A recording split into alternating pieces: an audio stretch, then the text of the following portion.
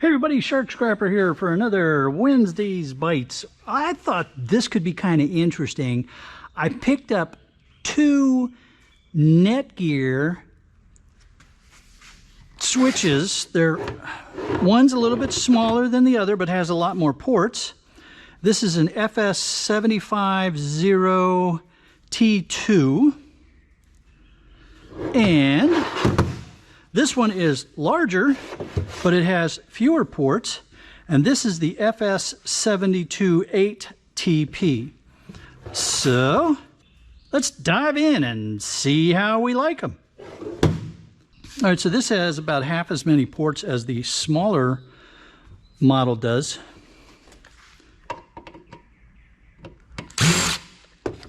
Need my small bit screwdriver.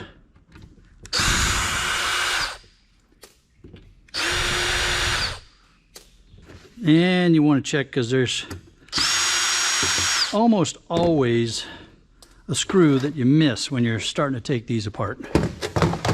But if you get them all, the case will come off pretty quick and easy. And this is a ferrous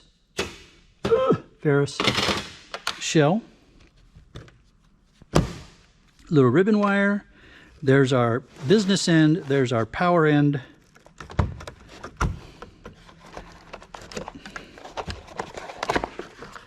Okay, nothing terribly exciting about the power board. It's a power board.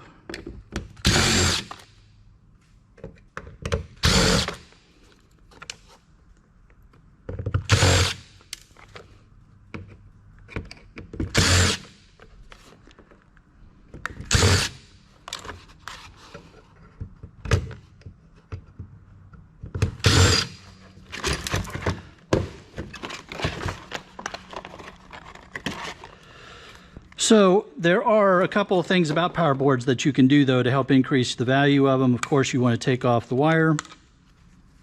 Your yard probably demands that you take the wire off anyway. And you don't have to get crazy trying to get in there, but get as close as you can. Remember, with my yard that I sell my wire to, I do not have to take off the ends. Your yard probably will require it. Most yards do. All right, you've got some copper toroids here, and then you have this copper spool. The copper spools are real easy after you pull them off.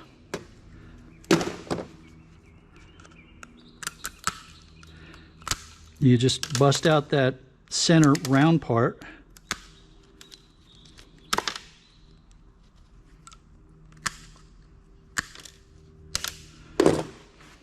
Take a screwdriver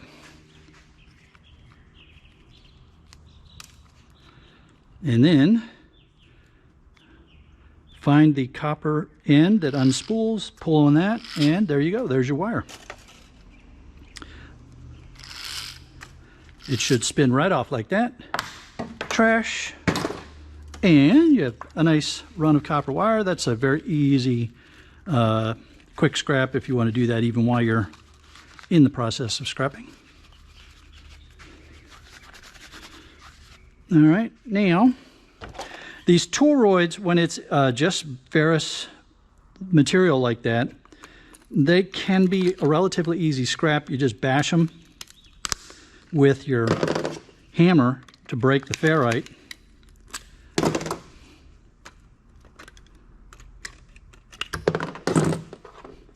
So if they'll come off easy enough like this, and they're the just straight ferrite cores, I'll go after those because those are pretty easy. And then these kind are also easy. Pull those off, give it a little cut, and a little cut. And now I've pulled off some good copper bearing material. That took me hardly any time at all. Some folks like to go after these aluminum heat sinks because they can be a little bit fiddly, especially if the screws are down buried inside of there and you got to bust them off. And, you know, that's... again, you know, it's a time thing. Okay, so low-grade board. Oh, low-grade board.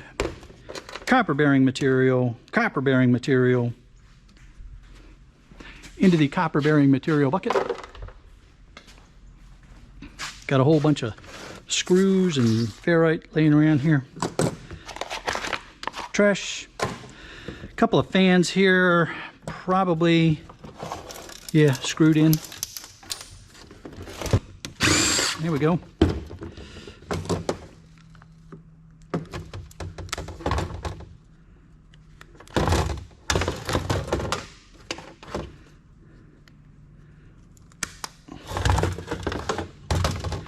With these little fans like this, if the motor will pop out real easy, go ahead and grab it like that. Don't worry about those fins. Just chuck that in with your small motors. Those fins are so small, they're not going to matter. See that? Get a little flick, and it all goes right down inside there. Alrighty, now let's get this wire disconnected here. Now these are light ports. There's a little LED back on that side, and as it lights, the light goes through there, and you can see it on the face. Those usually pop right off without any trouble. They're trash. Get the rest of this wire out of the way.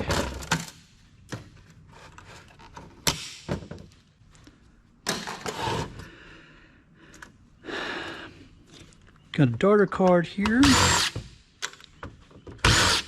Now I'm going to keep I'm going to keep these cards handy for the comparison to the other model that we're going to get into.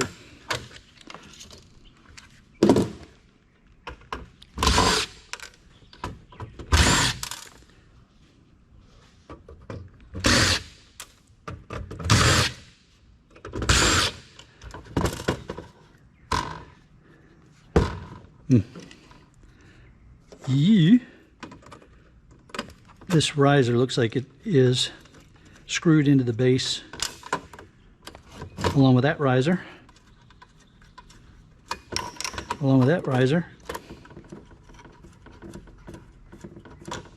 Check those, see if they're brass. They are not. All right, so this card, let's get these heat sinks off so we can see what we're dealing with down here. Oh, bummer. We pulled the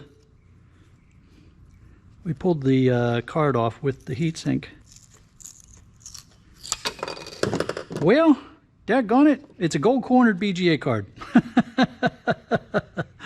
I want to get that part off because I want to put that in with the BGA cards. So let's see if we can get that without too much trouble.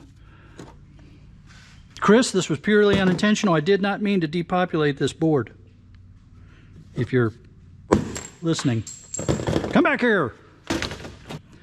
We have to remember that that was a gold-cornered BGA card there for our comparison purposes. Let's see if we can do a better job of getting these off without destroying the board.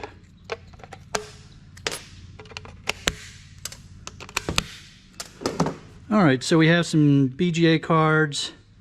Just some regular chips, just some more BGA chips here, some oscillators. Get these connectors off.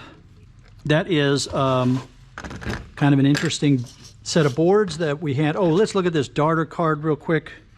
MLCCs, tiny little MLCCs, toroid, flat packs, oscillator, more MLCCs.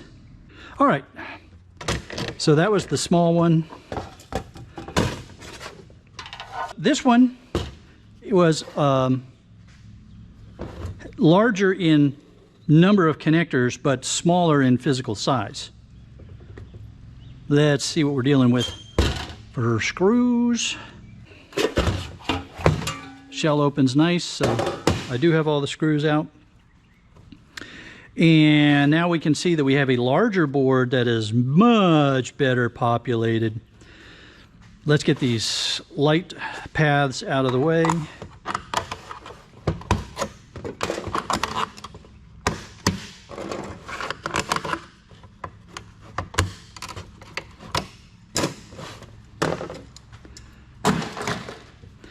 Much smaller power board.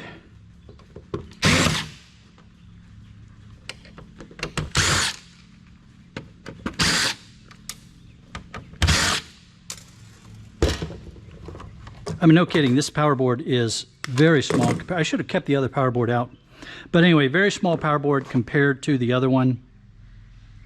Low grade, without question, and nothing to depopulate. All right, get some screws out of here. Let's see who's hiding underneath here. All right, so just an empty port. MLCCs, plugs, yeah, low grade. Low grade. All right, looks like we have some brass standoffs here. That's nice. Let's get this. I always have this little driver loaded with a socket that's just the right size for standoffs and risers. There we go.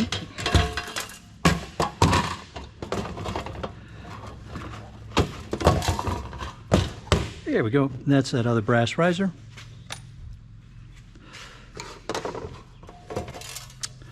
All right, so watch this. You ready? Ready? Ready? Here we go. Ho! Got that one down.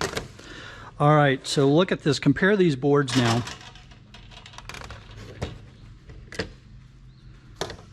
So this was the larger case with fewer ports and not an extremely well populated, although it did have a gold cornered BGA, compared to this one, which has many more flat packs, ICs, a lot more MLCCs, some gold edge crystal oscillators, some toroids,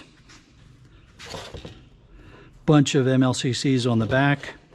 So you've got a Telcom board here. That's going to be a Telcom board too, but boy, this one is really nice as a Telcom.